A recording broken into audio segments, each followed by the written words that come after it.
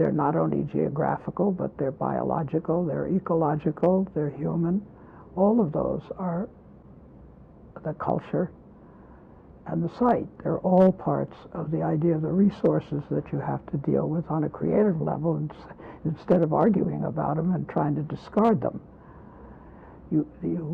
I constantly use them as part of the creative part of the design.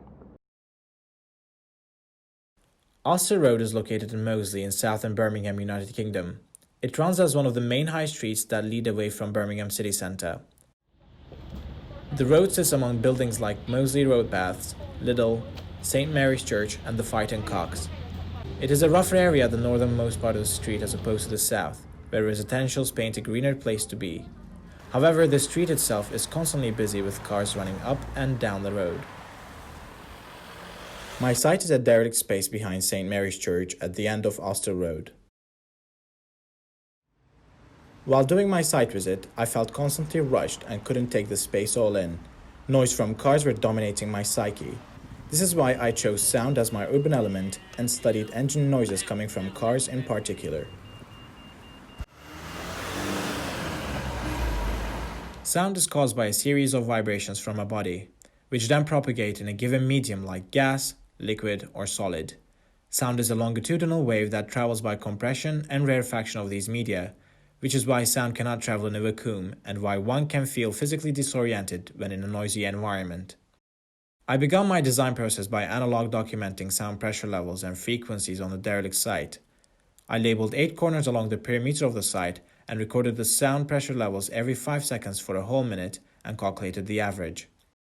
Standing in front of the site, I then recorded the sound levels and frequencies of cars passing by every 5 seconds, but the total recorded length varied because pedestrians were using the stoplight to cross, which is why I did a total of 10 recordings for increased accuracy. From this same point, I then recorded the sound levels and frequencies of engines of cars running every 3 seconds while at rest during the 15-second stoplight. Finally, I carried out 5 sound walks along St Mary's Road junction with Auster Road. Before I started my walks, I labeled spots A to F on a map in order to keep a constant loop and made sure to keep a constant speed. I recorded sound levels and frequencies every 5 seconds. The average length of time it took to finish a lap was 6 minutes. At this point, I was dealing with a lot of resources at the end of these tests, so after careful juxtapositions of my data, I decided that there were more I could work with the sound walks. Using the overlapped graph of the data from my walks, I mapped out the ranges of sound levels above and below the average range, mapped out the times I reached the point I had labeled on the map, and divided these graphs into 30-second intervals and labeled those too. Because initially I had only mapped the sound levels, I decided to extract from my rough data the highest ranges of sound frequencies frequent at those given moments on all 5 of my walks. These frequencies range from 63 to 16,000 Hz. Humans are most sensitive to sounds frequent between 2,000 and 5,000 Hz, so I extracted the points from each walk, the levels that range between these frequencies. Moving forward, these helped with the creation of my field diagrams. My wife was going to Stockholm to perform, and the same thing happened. She had some people that she was bringing in to help her with the performance, and she couldn't get them to understand what we wanted from. She asked me to help, and so I used a system called scoring. On my walk 1, points B and F1 were the only points most frequent between 2,000 and 5,000 Hz.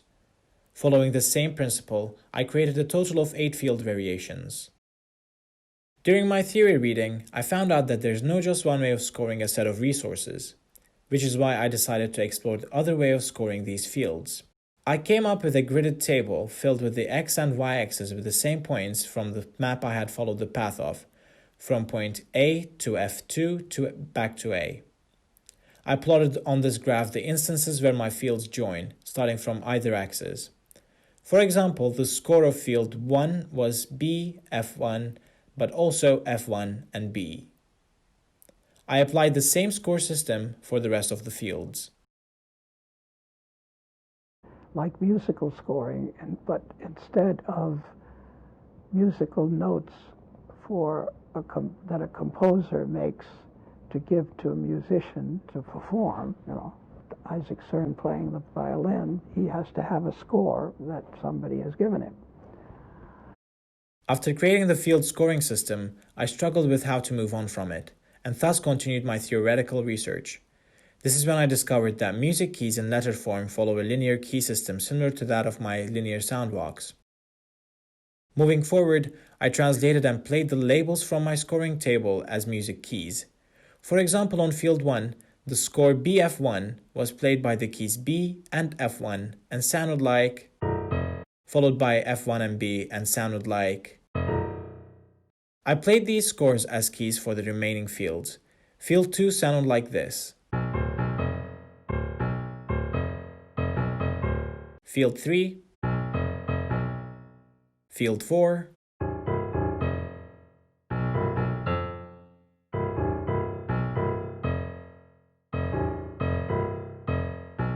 Field 5,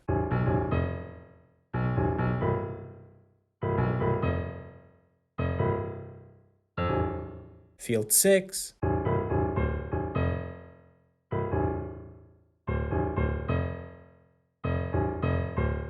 Field 7,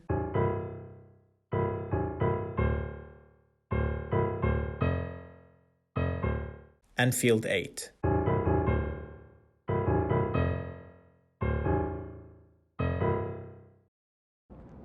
And finally, I decided that I'd use a word that I made up called value action, which has to do with the value of things and what you're going to do with it.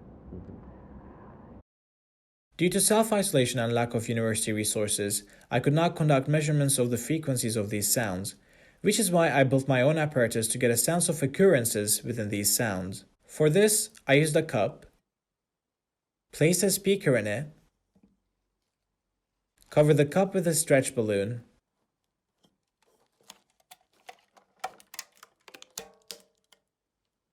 stuck a little piece of a mirror on the balloon, and finally directed a laser beam on the surface of the mirror.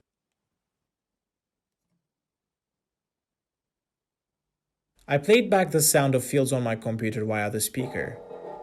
And since sound is a series of propagations in a given material, we could see that as sound passes through the stretch balloon, it vibrates the latex, which in turn vibrates the mirror, and that creates a series of laser images on the wall. I used this procedure on all 8 of my scores.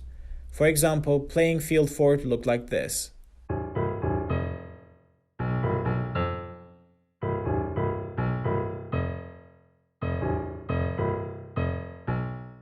Following these video recordings, I slowed down the visuals frame by frame and recorded all the extents of the laser beams. I traced out these shapes and layered them on top of each other. I did this for all 8 of the field songs. Using acetate sheets, I cut out these shapes and layered them physically too. This gave me these 8 physical depictions of the field songs. These models were fixed using a needle. To manipulate these forms, I amplified, volumed, and materialized these shapes. To amplify, I rotated, pleated, and then folded. To volume, I spread, compressed, and wrapped. To materialize, I fixed, creased, and cut. As a result, I had come up with these new forms. But to pick a final one, I went back to my field diagrams and looked at how frequently these fields were affecting my sight. Fields 1 and 5 did not occur on my sight at all. Fields 2, 3, 6, 7, and 8 occurred on my sight once. But field 4 occurred twice. It had the highest frequency on my sight, and this is why form 4, as a result of field song 4, is my final form.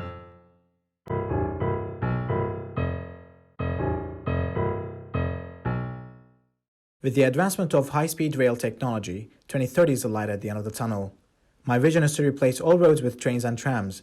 It is not only proven to be the greenest public transport, but the noise coming from them lasts for shorter lengths of time, whereas car engines dominate our high streets 24/7. We have the space, we have the resources and technology, so I dream of high speed on our high streets too.